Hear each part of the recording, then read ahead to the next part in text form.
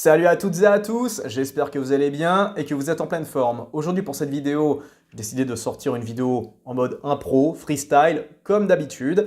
Là je vais parler avec mon cœur ouvert, concernant cette cérémonie des Césars 2024. Vous inquiétez pas, je vais pas tourner en rond, je vais pas parler 20-25 minutes pour ne rien dire, je vais tâcher d'aller au concret de façon pragmatique et froide, chose qui manque cruellement je trouve dans les analyses qu'on fait très généralement sur le cinéma français, car il faut reconnaître que le cinéma français va mal, très mal, et pour des raisons totalement logiques, ça on va aborder ça au fur et à mesure de cette vidéo. Donc voilà. Désolé pour ceux qui n'aiment pas les vidéos en mode voilà, improvisation, voilà, j'ai eu la flemme franchement de faire une vidéo travaillée, je préfère y aller en mode fou, là, où je parle avec mon cœur, où je dis les choses que je pense, et bien sûr, ces paroles n'engagent que moi, même si je suis convaincu que beaucoup voilà, pensent de la même manière sur pas mal de sujets. Je dis pas que j'ai la science infuse, je dis pas que j'incarne la vérité, c'est pas ce que je dis, mais voilà, j'estime pas dire non plus trop de conneries concernant donc ce fameux cinéma français, et surtout ceux qui l'incarnent. J'estime que là, actuellement, le cinéma français, il est peut-être dans un des états les plus piteux qu'on ait jamais vu. Et ça me fait mal de le dire, sincèrement. J'aimerais défendre mon cinéma. J'aimerais bien dire que nous, les Français, faisons du très bon cinéma, du grand cinéma. Après tout, nous sommes le pays des frères Lumière, de Méliès, tout ça. Sauf que, écoutez, quand on regarde quand on observe avec un regard froid, objectif, pragmatique, réaliste, et et porté, avec un regard ouvert sur le monde, je suis désolé, mais non. Non, c'est indéfendable. Alors je sais que certains vont se dire, mais pourquoi tu fais cette vidéo? Qu'est-ce qui t'a fait tilter par rapport au César? Parce que c'est pas la première fois qu'il y a des Césars à la télé, blablabla. Oui, je sais bien, ça fait des décennies que ça existe. Voilà. Déjà en 84, Coluche leur balançait des vannes au moment des cérémonies, des vannes finalement qui n'ont pas tant vieilli que ça, avec du recul, et c'est justement dramatique quand on se penche un peu là-dessus. Mais je trouve que cette année, c'était un peu compliqué, parce que ça dénotait quelque part vraiment tout ce que je déteste dans ce cinéma, à savoir un cinéma hors sol, avec des personnalités à des années-lumière de la base, quoi. Qu'est-ce qui m'a poussé donc à faire cette vidéo? Eh bien, c'est la présence de Christopher Nolan, car ça m'a pas mal fait tilter, justement, la présence de Christopher Nolan à cette cérémonie, et j'ai pas pu m'empêcher de me mettre à sa place, de mettre dans ses pompes. J'imagine que ce qu'il a dû penser au cours de cette cérémonie, ça devait pas forcément être très positif. Et ça, j'en reparlerai un peu plus tard. Je vais d'abord casser un petit peu ce que certains vont me dire dans les commentaires, parce que je vous connais, beaucoup d'entre vous qui me regardent, souvent vous commentez avant même de regarder toute la vidéo, donc je vais directement couper court à ce que certains vont dire. Je vous vois venir les gars. J'ai dit que le cinéma français ne mettait pas en avant, était l'antithèse de ce que peut incarner le peuple français, les Français en général. Voilà, pour moi le cinéma français est l'antithèse même de ce qui devrait incarner le populaire. Je sais que certains vont écrire dans les commentaires, et lui alors, qu'est-ce que t'en dis? Je parle de Raphaël Quénard, donc un jeune acteur qui vient un peu d'éclore au cours de l'année dernière, parce qu'il me semble qu'il a tourné dans 4 ou 5 films, j'en ai maté 3. Yannick, que j'ai trouvé très bon, pour moi c'est le meilleur film de Monsieur Oiseau, parce que c'est son film le plus normal, et d'ailleurs c'est son film le plus populaire. C'est pour ça que j'ai aimé Yannick, c'est qu'il y avait une dimension populaire, simple, c'est-à-dire un cinéma qui s'adresse aux gens normaux. Il a également tourné dans Chien de la casse, chose dont je vais parler un peu après, film justement qui montre les travers, les petits soucis de la France profonde, la France périphérique, la troisième France de Guy Lui, ça pareil j'en parlerai un peu après. Il a également tourné dans Sentinelle, une très bonne comédie, franchement je l'ai trouvé super drôle, je m'y attendais pas, et d'ailleurs c'est une comédie qui a été tournée à La Réunion, notre Hawaï national, et si j'ai trouvé que certains avaient la dent dure par rapport à ce film, écoutez, force est de constater que le film était bon, il regorgeait de bonnes idées, j'estime qu'au moins 80% des gags étaient réussis, chose qui est assez rare dans les comédies modernes. Bref, pour revenir à Raphaël Quénard, donc tout le monde m'a sorti, oui mais regarde, le cinéma français c'est pas qu'un entre-soi de bourgeois, t'as bien vu que Raphaël Quénard c'est pas du tout un mec du sérail, c'est pas du tout un artiste pistonné, etc. Alors, oui je veux bien. Bon, déjà d'une, c'est pas non plus un prolo, qu'on arrête de se mentir, c'est pas un enfant du pays, comme on dit, qui a galéré toute sa vie, qui a fait les ménages et l'usine pour payer ses études. Non, non, c'est un fils d'ingénieur qui a un cursus en chimie. Niveau cursus scolaire, c'est pas n'importe quoi, c'est pas un gars, on va dire, qui est comme certains acteurs américains qui sont partis de nulle part. Et ça d'ailleurs, c'est pareil, c'est encore un sujet sur lequel je vais rebondir, c'est la différence entre nous et la méthode américaine, mais ça, c'est encore autre chose. Pareil, mais donc, pour revenir à Raphaël Quénard, alors, il a reçu la Palme d'Or pour meilleur espoir masculin ou je sais pas quoi. Pour moi, c'était un César qui était mérité, car oui, effectivement, c'est un bon acteur. Cependant, c'est pas non plus un génie de l'acting. Et le problème des Français, j'ai remarqué, c'est que chez nous, on est infoutus d'avoir un raisonnement au niveau, je veux dire, un raisonnement objectif, c'est-à-dire que c'est les extrêmes. C'est où nos acteurs sont hyper mauvais, sont complètement nazes, ou alors c'est des génies de l'acting qui pourraient rivaliser avec les meilleurs acteurs américains, etc. Alors déjà d'une, non, à l'heure actuelle, à l'instant T, aucun de nos acteurs ne peut rivaliser avec ce qu'on fait à l'étranger. On n'a personne. Peut-être à la rigueur Vincent Cassel, pour moi c'est le seul vraiment qui pourrait vraiment jouer dans des grosses productions américaines et puis se démarquer. À une époque, Jean Reno avait fait du super boulot, je trouve que Jean Reno, de par sa voix, de par sa prestance, il a un charisme que très peu d'acteurs français arrivent à dégager. Et pour revenir donc à ce Raphaël Quennard, oui il est bon acteur, mais tous ses rôles, les rôles dans lesquels il a joué, il joue tout le temps le même personnage, c'est-à-dire que il a sa voix classique, où il parle comme ça, il a une voix assez étrange, où il parle de cette façon, et d'ailleurs oui, j'arrête tout de suite ceux qui vont me dire dans les commentaires, parce que j'ai vu ça sur Twitter, oui mais Raphaël Quennard, sa façon de parler, c'est parce qu'il a eu un accident, il a eu une déviation de la cloison nasale. Alors, je suis pas médecin, je suis pas professionnel de santé, je dis peut-être une connerie, mais ça m'étonnerait qu'une déviation de la cloison nasale vous fasse parler comme ça. Je pense qu'à mon avis, si vous avez une déviation de la cloison nasale parce que vous avez pris un pain dans la gueule ou voilà, vous avez pris votre tableau de bord dans la tronche avec un accident, je pense qu'à la rigueur, vous parlerez comme ça, quoi. Vous aurez une petite voix un peu bizarre ou vous aurez le pif déformé, mais vous parlez pas comme ça. Je veux dire, non, c'est... Non.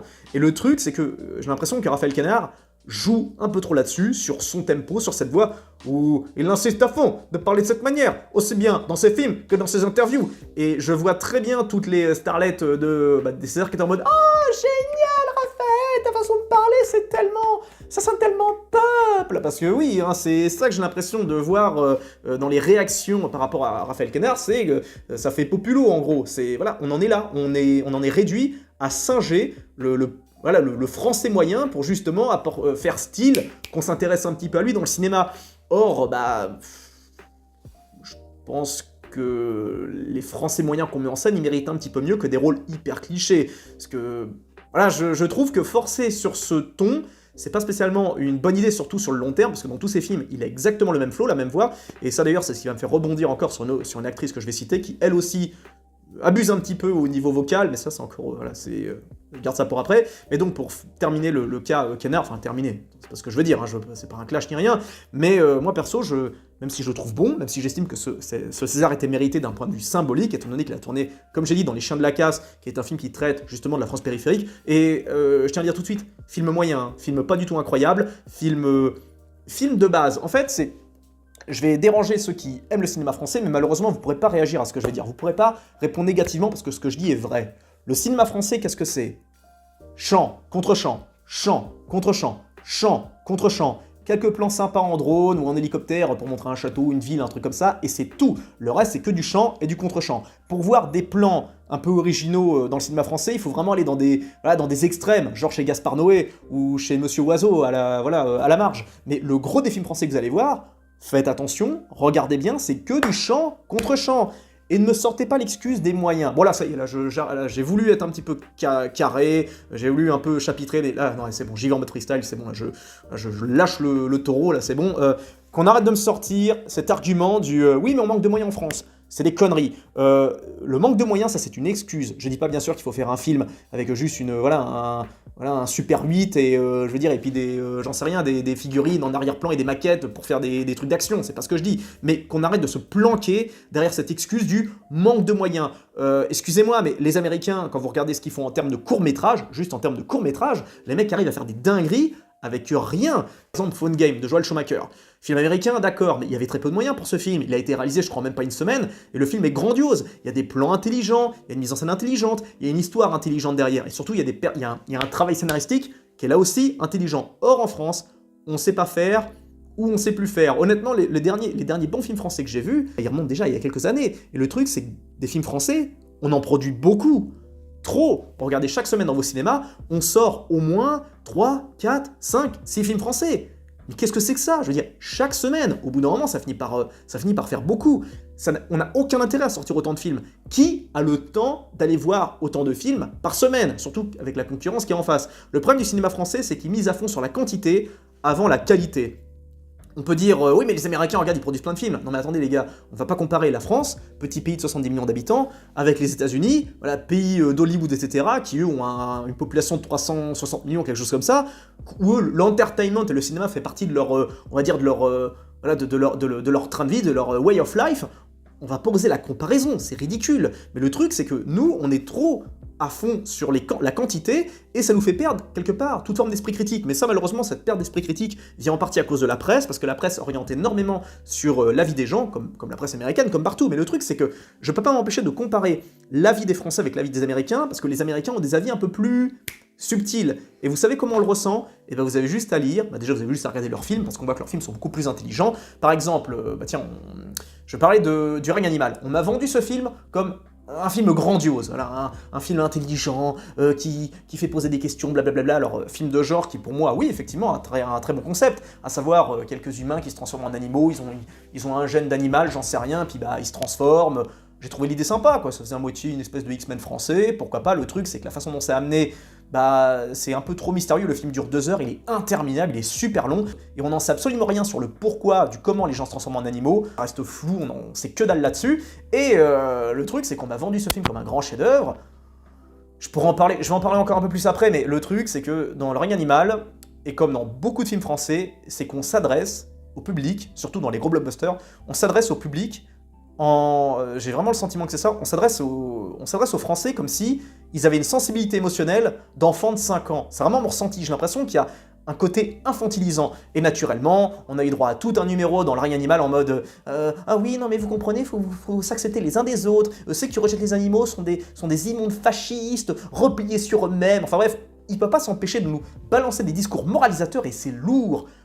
Et ça, c'est justement pour moi problématique, ça prouve une certaine forme de déconnexion avec le monde réel, parce que dans le cinéma américain, eux, ils sont pas dans ce délire-là. Ils sont pas dans le catéchisme moral, le catéchisme social. Non, ils montrent les choses telles qu'elles sont et ils ne se permettent pas de prendre un parti pris. Ils sont au mieux généralement neutres, un peu à la Rockstar. C'est-à-dire que Rockstar, par exemple, prenez leurs jeux vidéo, vous prenez les GTA, les Red Dead Redemption.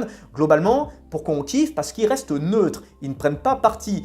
Quitte à se foutre de la gueule de quelqu'un, ils préfèrent se foutre de la gueule de tout le monde, de toutes les communautés, de tous les groupes sociaux, les groupes humains. Voilà, au moins c'est tout le monde en prend pour son grade, c'est réparti de façon équitable. Alors que dans les films français, on a vraiment ce sentiment d'être pris pour des enfants. Alors que c'est techniquement des films qui s'adressent à des adultes, quoi. Et ça, c'est dérangeant. Et ça, c'est malheureusement, c'est pas des mots qu'on arrive facilement à mettre dessus. Beaucoup de gens le ressentent. Moi, je l'ai ressenti pendant des années. Que récemment, que j'ai mis le doigt dessus. En mode, non mais attends, ils se foutent de notre gueule ou quoi? Pourquoi ils essaient de nous parler comme si on était des enfants?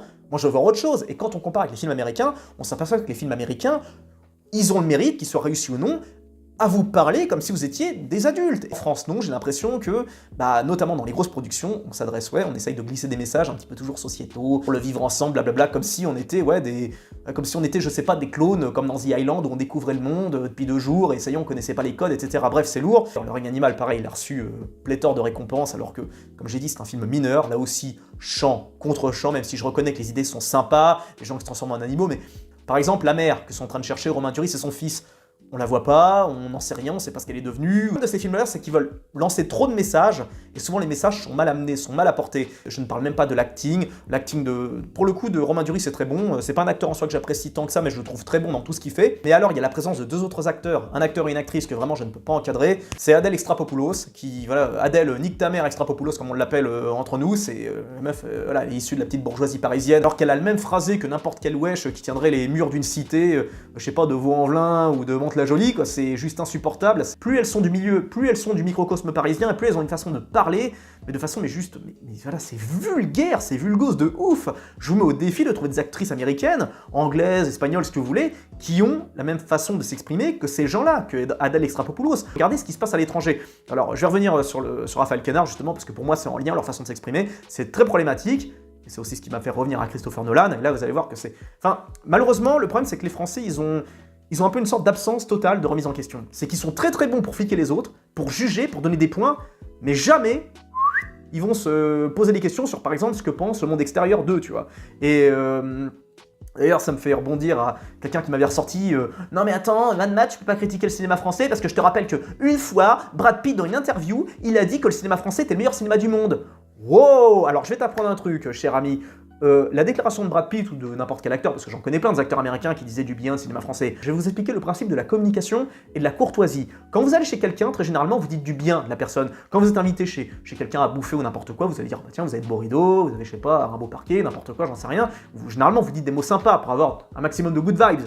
C'est comme ça qu'on fait en général, quoi. Je sais pas, quand je vais chez quelqu'un, quand je suis invité, je dis des gentillesses, normal. Même si je les pense pas nécessairement, je le fais. Et le truc, c'est que les Américains, quand ils viennent en France, comme quand ils vont dans n'importe quel pays, ils disent du bien du pays dans lequel ils vont. Qu'est-ce que vous croyez? Quand des rockers, des artistes, machin, vont sur scène, par exemple, j'avais vu Slipknot en 2019 au Knotfest, qu'est-ce qu'il avait dit, Corey Taylor, quand il a démarré, ou je sais pas quoi, ou lui, ou un autre chanteur, je sais plus, mais il a dit quoi? Il a dit « Ouais, merci la France, vous êtes les meilleurs, vous êtes super, vous mettez une super ambiance, machin. » Alors tout le monde est à fond, et moi aussi j'étais content, ouais, dis du bien de nous, c'est cool, mais croyez pas les gars. Ces artistes, ils disent exactement la même chose quand ils vont, bah, je sais pas, en concert au Portugal, en Égypte, j'en sais rien, en Russie, aux Philippines, ce que vous voulez. C'est de la com, c'est normal, ils vont dire du bien des gens, ils vont dire du bien des gens voilà, où ils vont, c'est tout à fait logique.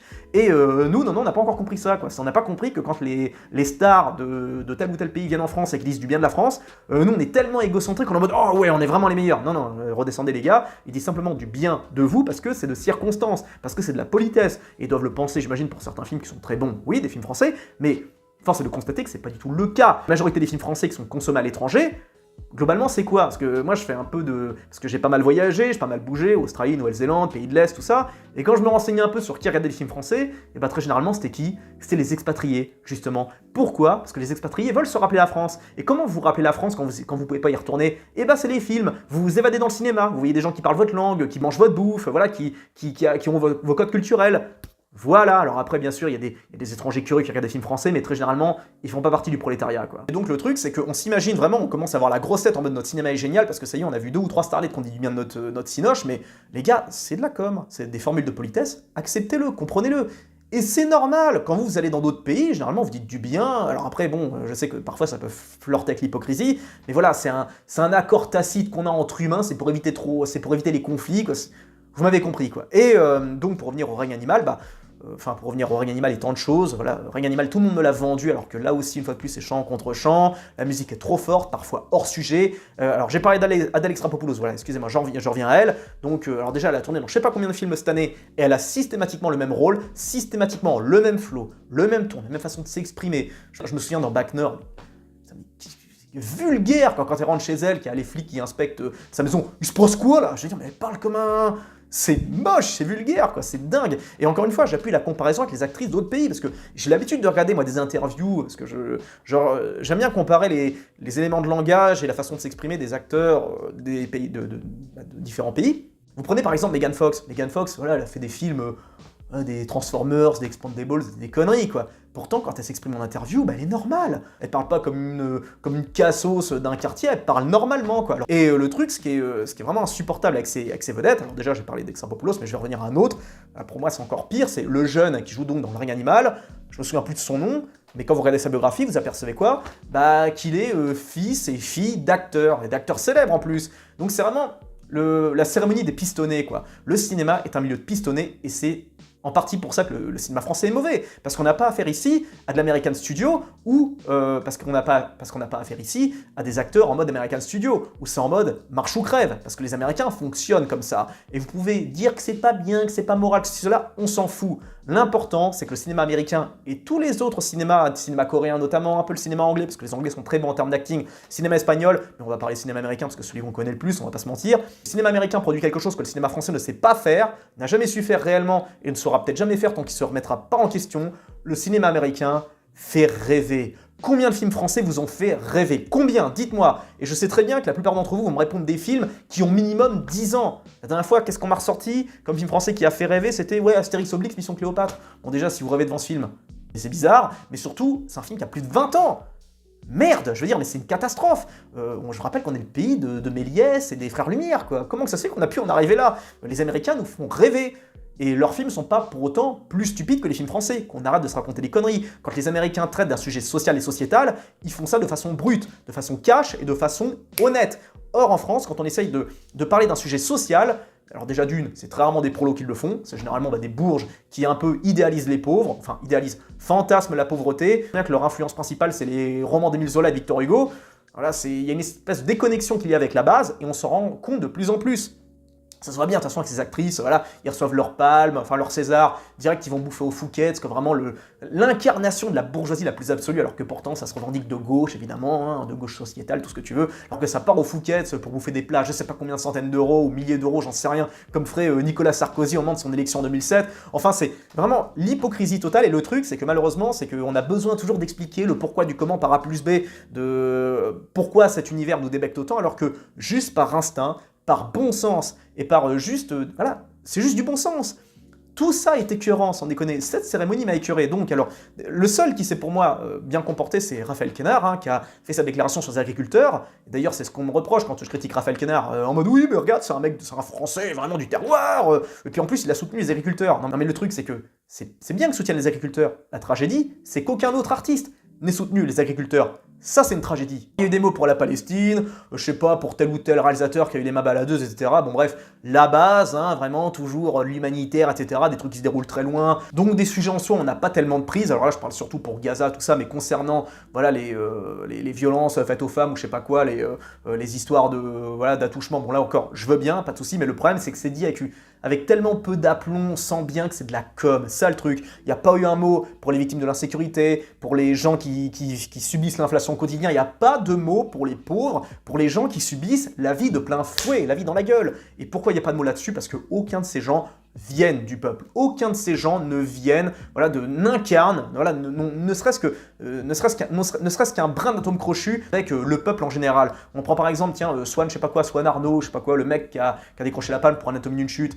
J'ai regardé sa biographie, fils d'artiste, encore une fois, fils d'artiste, de je sais pas quoi. Bon, bref, ce mec-là, il connaît rien du tout au peuple, quoi. Bon, il peut bien sûr fréquenter des gens de la vie quotidienne, c'est pas le problème, mais c'est pas parce que vous fréquentez que vous en êtes naturellement. C'est quelque chose qui est plus profond que ça, qui est plus intime. Bref, c'est encore autre chose. D'ailleurs, Anatomie d'une chute, on va en parler. La déclaration de pseudo-révolutionnaire de Justine Triet quand elle était à Cannes en mode « Ah oui, je tiens à dénoncer la politique ultra-libérale d'Emmanuel Macron par rapport à Nini ». Alors en gros, tous les bourgeois de toute terre étaient en mode « Ah bravo Justine, oh t'es tellement révolutionnaire, quand tu critiques Macron », comme si critiquer Macron c'était voilà, du même niveau que critiquer Kim Jong-un en Corée du Nord. Non mais les gars, descendez, il n'y a rien de révolutionnaire à critiquer Macron, tout le monde peut le faire. Si vous voulez, vous pouvez sortir dehors avec un haut-parleur et puis une pancarte comme les cinglés là, avec marqué je déteste Macron » un peu à la Diard 3 là, vous allez dans la rue, vous allez vous faire juste dégager par les flics parce que vous dégagez du malaise et du cringe, quoi. C'est juste pour ça. Hein. Critiquer Macron aujourd'hui, mais c'est le niveau zéro en termes de courage. Et le truc de Trier, c'est que pourquoi elle a fait sa déclaration? Parce que c'était son seul moyen pour elle de buzzer, tout simplement. Elle a fait son petit numéro, d'ailleurs, elle a récupéré sa palme, mais elle n'a pas pris le diplôme, qui était pourtant aussi important que la palme, alors que c'est pourtant Jane Fonda qui lui a filé, une actrice de star mondiale, qui vient pour lui remettre son truc, et l'autre elle se casse sans dire merci, presque, elle prend sa palme, elle se barre, elle laisse son diplôme. Enfin, c'était juste d'un malaise absolu, et le problème c'est que les Français se rendent pas compte de l'image qu'on se tape à l'international. Pourquoi, à votre avis, le cinéma français s'exporte mal, et pourquoi les acteurs français peuvent pas s'exporter? Même chose pour les réalisateurs français, alors à la marge, on en a eu quelques-uns. Là, dernièrement, le réalisateur de Vermine va tourner le prochain Evil Dead, ça franchement, good games, bien joué. Le seul qui a réussi vraiment à s'implanter, c'est Alexandre Aja. Lui fait toujours son boulot là-bas, il fait du super taf. Il n'a pas seulement su s'imposer, il a su s'adapter, parce que c'est quand même les boss, les Américains. Vous débarquez pas chez eux en mode je connais tout, j'ai tout vu, parce que honnêtement, pour peu d'expérience que j'ai des expatriés français, je m'aperçois que c'est toujours la même sociologie, c'est toujours des gens très arrogants, qui souvent arrivent avec un niveau d'anglais très pauvre et qui en plus exigent aux autres de faire des efforts. Très généralement, c'est ça. Imaginez ça au niveau des classes moyennes, j'ose même pas imaginer ce que c'est du côté des bourgeois et des nantis, qui eux vont dans des écoles à l'étranger, etc. Ça doit être catastrophique. Par exemple, aucun de ces acteurs que j'ai vu, on tacle souvent Timothée Chalamet parce que oh là là, il ferait 60 kilos, oh il ressemble à une fille, patati patata. Vous comparez Timothée Chalamet en termes d'interview, en termes de modestie, en termes d'intelligence, en termes de prestance dans les interviews, mais ce mec-là est à des années-lumière en termes positifs de nos vedettes françaises. Voilà, c'est le mec qui parle normalement, cool, il est normal, quoi. Et Timothée Chalamet, d'ailleurs, nous fait un peu honneur, parce que c'est un acteur franco-américain, il n'est pas qu'américain, il est aussi un peu français, il a de la famille en France, et il vient régulièrement, donc voilà, respect à Timothée Chalamet, qui fait pour moi partie de nos acteurs, il est un peu à nous, quand même, faut le souligner, et même si je sais que certains d'entre vous, ça vous dérange, mais je vous rappelle qu'il a que 27 ans, donnez-lui un peu de temps, hein, on va voir qu'est-ce qu'il va tourner quand il aura 35-40 ans, je pense qu'il sera très bon, à mon avis, il sera un très grand acteur. Mais pour revenir donc à Raphaël Quenard, alors, bah, c'est bien qu'il ait défendu les agriculteurs, mais personne d'autre les a vraiment défendus. Alors ça applaudit bien sûr à deux mains, mais voilà, on sent vraiment le côté synthétique et le côté vraiment très, très superficiel, très bourgeois naturellement. Et pour revenir, oui, bah, excusez-moi, Justine Triet qui a fait son discours, c'était juste pour du buzz, et quand on me sort, oui mais attention, Anatomie d'une chute a fait quand même 1 million d'entrées. Non mais les gars, c'est normal, hein. Tous les films qui reçoivent la Palme d'Or font minimum 1 million d'entrées. En 2008, Entre les murs, cette daube, ça a fait 1 million d'entrées. Et pourtant, c'est un film qui est d'une nullité absolue, qui est vraiment complètement naze, du point de vue de la technique et du point de vue du message de l'histoire. C'est pas un film, bah là aussi, c'est pas un film qui fait rêver. En quoi ce film méritait la Palme d'Or, si ce n'est que pour voilà, une espèce de geste symbolique sociétal. Même chose pour Titane, pareil, je crois que ça a dépassé le million, mais parce que ça avait justement la Palme d'Or, et pourtant aujourd'hui personne s'en rappelle, à part les fans de Cronenberg, voilà, ou ceux qui ont des goûts un peu chelous. Mais pour terminer donc avec le cas de Justine Triet, parce que maintenant que j'en parle, alors son film, je l'ai vu, c'est un téléfilm avec rien d'incroyable, chant contre chant. Film procès, toujours, hein, voilà, c'est très facile, hein, très pratique un film procès. Hein. Vous posez la caméra dans un box, vous filmez la juge, vous filmez l'avocat, vous filmez l'accusé, le public, terminé, quoi. Et puis en plus, c'est facile parce que en soi, les tribunaux, c'est un peu théâtral, parce qu'il y a l'avocat qui fait sa plaidoirie, donc il y a un côté en mode, voilà, c'est de l'acting, hein. Non, c'est juste normal, en fait. D'ailleurs, Anatomie d'une chute, c'est un titre à prendre au sens premier du terme. Voilà, c'est pas un truc à prendre au sens littéral, ou non, c'est un truc à prendre au sens, ouais, ou au sens littéral. Bref, Anatomie d'une chute, c'est vraiment l'anatomie d'une chute. L'anatomie d'une chute d'un mec, du père de famille qui se casse la gueule. Certains ont dit, oui, mais c'est l'anatomie d'un couple, la chute d'un couple, machin. Ouais, tu parles, arrête. C'est une histoire pareille, encore une fois, de bourgeois qui expliquent leurs problématiques existentielles dans un chalet reculé du côté de Grenoble. On voit bien que c'est une famille qui a pas du tout de problème d'argent. Enfin, ils expliquent que oui, il y a des problèmes d'argent, machin, mais on est loin de la problématique des prolos de base qui sont en galère par rapport à l'inflation et qui peuvent bouffer que 1 ou 2 fois par jour, parce que oui, ça existe, hein, rassurez-vous, enfin, sachez-le, enfin, je dis rassurez-vous, ça existe, hein, oui, c'est pas un mytho. Et pareil, il n'y a eu aucun film sur ces gens-là. Chien de la casse, enfin, je voudrais bien encore tacler Anatomie d'une chute, mais pour moi, ça serait tiré sur l'ambulance. Je m'aperçois que ce film est toujours soutenu par les mêmes, à savoir une minorité de cinéphiles français fanatiques, vraiment mais matrixés complètement par la presse, qui n'ont aucun, esprit critique vraiment pertinent. Et alors, certains qui vont me dire, oui, mais regarde, il était aux États-Unis, hein, et puis il a marché. Je vais vous expliquer pourquoi il a marché aux États-Unis. C'est parce que 50% des dialogues, c'est de l'anglais. Ouais, sachez-le, hein, 50% des dialogues d'Anatomie d'une chute, c'est en anglais. Donc les Américains, ils n'avaient pas envie de se faire chier à voir un film, j'imagine, sur des histoires d'embrouilles, d'alcôve, de petits bourgeois, voilà, en français. Non, je pense que ça les a arrangé d'avoir un truc sous-titré, enfin je veux dire un truc doublé en anglais. Voilà, ça leur a fait gagner du temps, parce que bon, voilà, faut se les taper, hein, les 2 heures, les 2h30, je crois. Bref, donc Anatomie d'une chute, de toute façon, on l'a déjà oublié, hein, on retiendra juste, finalement, les déclarations de Justine Triet, qui, pareil, hein, se voulait... pareil, discours sur les retraites, mais pas un mot sur les gilets jaunes, pas un mot sur l'inflation, pas un mot sur la précarité économique que vivent bon nombre de Français à l'heure actuelle. Bon, c'est encore une fois de plus de la pseudo-subversion, on a l'habitude. On appelle ça de la subversion bourgeoise, hein, c'est-à-dire qu'on joue les révolutionnaires pour un peu faire oublier qu'on est des nantis et des pistonnés, mais on va pas non plus trop jusqu'au bout, hein, faut pas non plus déconner. Hein. Courageux n'est pas téméraire. Alors je vais revenir sur Raphaël Quenard. Alors, lui, plus Adèle Exarchopoulos, quand ils sont exprimés, j'ai pas pu m'empêcher de penser à Christopher Nolan. Je pense pas forcément du bien de Christopher Nolan, j'aime pas ses films, honnêtement ces films me font chier, à part Interstellar et The Dark Knight, le gros de ces films sont plutôt moyens, voire médiocres. Regardez Tenet, Oppenheimer, vous verrez bien que dans l'histoire, même s'il va rafler toutes les récompenses, parce que de toute façon en 2023 il n'y avait rien en face, il n'y avait rien de vraiment gros pour rivaliser. Pareil, hein, Oppenheimer c'est chant contre chant, musique trop forte qui vous explose les oreilles, il fallait pas avoir de couffin quand on a été voir ce film. Jeu d'acteur vraiment moyen, le seul vrai qui se démarquait c'était Gary Oldman. Même Robert Downey Jr. pour moi c'était pas ouf, hein, ok, on le reconnaissait pas trop via le maquillage, c'était intéressant, mais c'était pas non plus transcendant. Il a quand même fait mieux. Pareil aussi, qu'est-ce qu'il y a de chiant avec Oppenheimer? Bah aussi, pareil, film de procès, encore une fois. Tenir ça pendant 3 heures, c'est long, il y a encore d'autres choses à dire. Bref, je vais pas encore trop tacler Christopher Nolan, même si je l'aime pas, même si j'aime pas son style, j'ai pas pu m'empêcher vraiment de me sentir mal à l'aise pour lui quand il a vu Raphaël Quenard s'exprimer, Adèle Exarchopoulos s'exprimer, il a dû se dire, mais qu'est-ce que c'est que ça, quoi? C'est parce que ça fait marrer tout le monde, en plus ça le pire, c'est que nous ça nous fait rire en mode regardez Kenard comment il parle, oh c'est tellement pittoresque, oh Alex Rapopoulos, oh, il parle comme une wesh, c'est tellement génial, oh c'est notre nouvelle Isabelle Adjani, quoi, c'est vraiment, putain mais je suis le seul vraiment à être choqué par ces trucs là, quoi. Kenard, ça vous fait marrer, mais moi ça me fait pas rire du tout. Quand je vois comment ça se passe dans d'autres pays, non, parce que moi j'ai un minimum d'ambition pour le cinéma français, parce que certains vont me dire oh tu critiques, t'es gris, mais attendez les gars, mais c'est parce que j'ai de l'ambition pour le ciné français. Moi je veux voir des trucs qui sortent du lot. Et quand je dis des trucs qui sortent du lot, je ne parle pas de films de genre, des trucs comme ça, je veux voir des films populaires, des films qui parlent au cœur, qui parlent à l'âme, qui par exemple, on critique beaucoup, bienvenue chez Ch'ti, on critique d'ailleurs beaucoup Danny Boone, hein, je peux comprendre, mais Danny Boone est quand même un très bon acteur du point de vue du comique, je le trouve très bon, honnêtement on sent bien qu'il a une espèce d'inspiration à la Buster Keaton, il a quelque chose, par exemple il était très bon dans Mick McIntyre Larigot, je l'ai trouvé très drôle dans Radin, mais pour revenir à Bienvenue chez les Ch'tis par exemple, ça, c'est le dernier film vraiment populaire. D'ailleurs, film populaire, est-ce que vous savez encore ce que ça veut dire? Parce que les films populaires, on en produisait plein avant. Les films populaires, c'est des films qui s'adressent à la masse. Or, aujourd'hui, on ne fait plus des choses comme ça. On ne fait plus des films populaires parce que, c'est les films populaires, ça veut dire peuple, hein, le peuple, c'est sale, hein, tu vois, c'est pas beau, tu vois. Donc, les films populaires, on n'a plus ça. Les Français ont besoin de ça. On a besoin d'un Bienvenue chez les Ch'tis bis, un film qui rassemble les Français. Et je sais ce que les cinéphiles vont dire, les plus bourgeois, les plus... les dire, ah non, Bienvenue chez les Ch'tis, c'était beauf.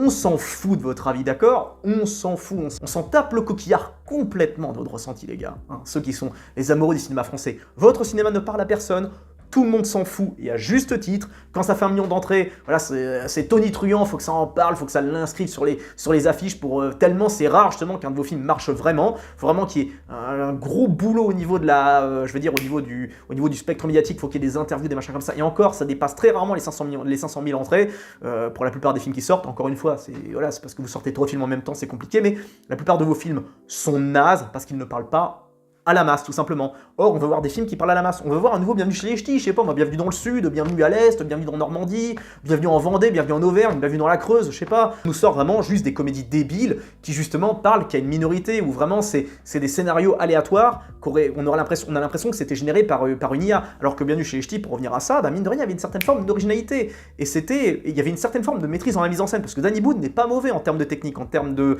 Mais bon, pour ça, faut avoir une certaine ouverture d'esprit, faut pas être trop refermé et trop branché juste cinéma un peu indé, voilà, un peu hors sol, réservé à une certaine élite, hein, une élite d'ailleurs, je le dis encore une fois, hein, ceux qui ne jurent que par le cinéma français, votre cinéma ne fait rêver personne. Sachez-le, les Américains s'en foutent, les Espagnols s'en foutent, les Anglais s'en foutent, tout le monde s'en fout. La seule raison pour laquelle les gens regardent ces films, c'est uniquement pour voyager. C'est, on voit un peu la France, on voit un peu des Français. C'est tout. Du point de vue technique, il n'y a rien, absolument rien. Et le jeu d'acteur, j'en parle même pas.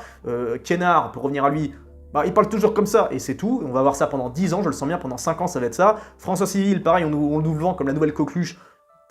Son seul talent, c'est d'avoir une belle gueule. À chaque fois, il a tout le temps le même flow, la même façon de parler. Il y avait que dans Bac Nord où il se débrouillait un peu, où il imitait un petit peu vaguement le Marseillais. Alex Rapopoulos, pareil, toujours le même flow, toujours le même ton, toujours la même voix. On n'a pas d'acteur qui fait par exemple des grosses performances, des grosses performances physiques ou des transformations. Le seul qui nous a fait une transformation récemment, c'est Vincent Lindon qui avait pris quelques picouzes pour devenir super stock. Ça, c'était impressionnant. À 60 balais, je dis bravo Vincent. Mais à part lui, et encore, c'est vraiment lui, c'est une exception parmi beaucoup. Il y a très peu d'acteurs qui ont fait des transformations de dingue. Ah si, je pense à un qui est génial, par contre, un très bon acteur français, c'est Philippe Torreton, qui était très bon dans Présumé coupable. Ça, honnêtement, c'est un des films français qui m'a le plus touché, je crois, ces 15 dernières années. J'en ai chialé dans ce truc. Vraiment, il est très, très dur. Son jeu est juste parfait. Et pour ce rôle, il a dû perdre, je crois, 20 kilos. Enfin, il est devenu une allumette incroyable. Enfin, vraiment, film très douloureux. Si, je parle des films populaires. Si, on a quand même fait des films populaires intéressants, comme par exemple Les Petits Mouchoirs et la suite Nous finirons ensemble, qui pour moi est encore meilleur. Mais là, c'est un peu, on va dire, ça tourne autour de la classe moyenne supérieure, de la classe bourgeoise, quoi. On montre pas des films qui montrent des prolos, des populos, vous savez, des ouvriers, des femmes de ménage, des aides-soignantes. En fait, quand on montre des prolos dans les films français, c'est sous le joug de la comédie potache et grotesque comme Les Tuches, ou alors dans des films sociaux ultra sérieux et ultra chiants qui font rêver personne. Voilà, c'est l'un ou l'autre. On n'est pas capable de faire un juste milieu. Alors après, à voir ce que le cinéma français sur le long terme va donner, de par les aides qui sont distribuées à droite à gauche, mais pour l'instant, je suis désolé, mais quand on fait le bilan de 2023, c'est une catastrophe. Et le manque de moyens, pour revenir au manque de moyens, je suis désolé, regardez les films les plus... C'est justement d'ailleurs quand vous avez peu de moyens, que vous faites des dingueries. Parce que quand vous n'avez pas de moyens, vous dites, bon attends, bah, la caméra, on va la placer ici, comme ça va sortir un peu du lot, on va avoir un plan intéressant. Plutôt que de faire un plan de base, champ contre champ, on va plutôt justement faire bouger la caméra dans ce sens-là. Enfin, on devient imaginatif quand on n'a pas de thunes. On devient imaginatif et en plus on a une âme. Comme je disais dans le live, la raison pour laquelle les gens me regardent alors que j'ai qu'un fond de merde, que je suis pas foutu d'animer pour des questions de moyens, et parce que alors que pourtant je me filme en plus avec un téléphone pourri. Pourquoi vous me regardez? Parce que j'ai une certaine tchatch, j'ai une certaine énergie, etc. Je compense le manque de moyens avec ma personnalité.